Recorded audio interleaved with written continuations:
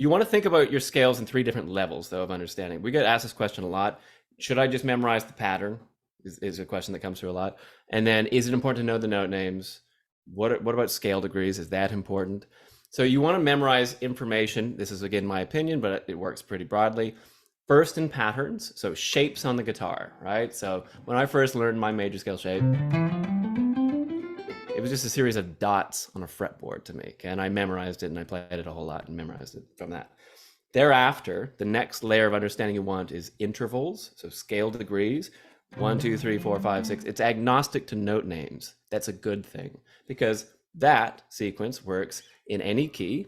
1, 2, 3, 4, 5, 6, 7 is a major scale anywhere, and it highlights the weight or value or emotionality of each note. A 3 always sounds like a 3 in any key. So understanding where the 3s are and the 5s are and so on and so forth is really important.